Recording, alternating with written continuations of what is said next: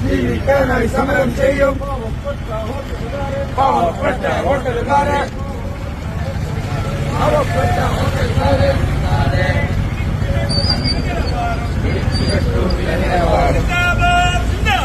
സിന്ദാബാദ് സിന്ദാബാദ് സിന്ദാബാദ് സിന്ദാബാദ്.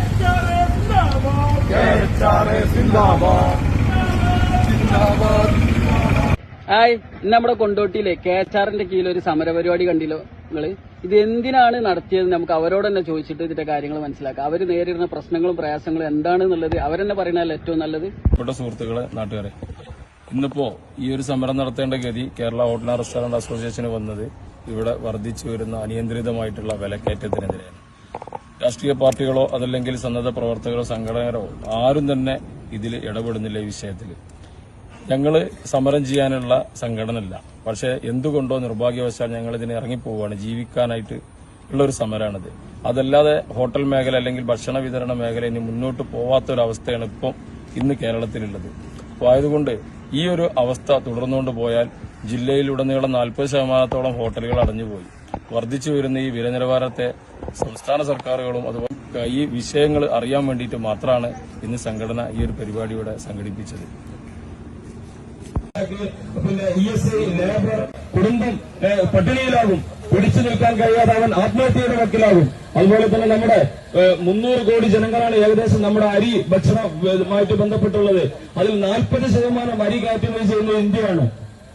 എന്നാൽ കഴിഞ്ഞ വർഷങ്ങളിൽ ഉണ്ടായിട്ടുള്ള പ്രളയവും അതുപോലെ തന്നെ നമ്മുടെ സമരങ്ങളും കർഷക സമരം പോലത്തെ കാര്യങ്ങളിലൊക്കെ നമുക്ക് ഈ മേഖലക്ക് വളരെ വലിയൊരു തിരിച്ചടിയായി.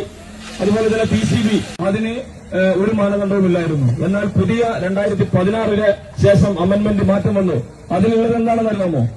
നമ്മുടെ ഈ ഒരു ചെറിയ പെട്ടിക്കട തുടങ്ങുന്ന ആളുകൾക്ക് പോലും PCB നിർബന്ധമാക്കിയിട്ട് കൊണ്ടുള്ള നമ്മുടെ ഈ സർക്കാരിന്റെ ഉത്തരവ് പുനഃപരിശോധിക്കേണ്ടതാണ്.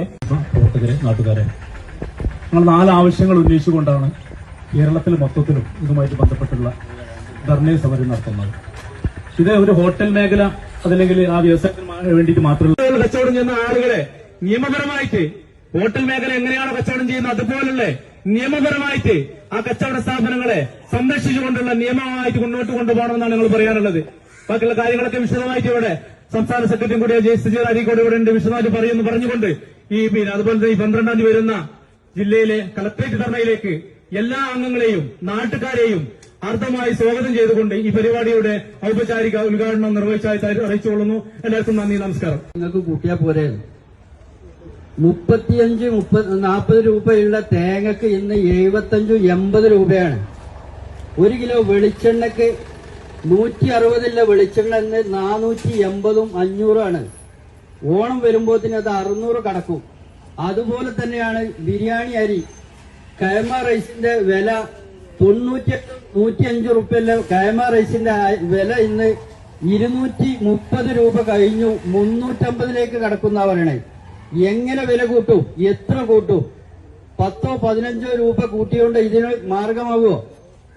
ഒരു നിലക്കും പിടിച്ചു നിൽക്കാൻ പറ്റാത്ത ഒരു അവസ്ഥയിലൂടെയാണ് ഇന്ന് കേരളത്തിലെ ഹോട്ടൽ മേഖല നടന്നു പോകുന്നത്. എല്ലാ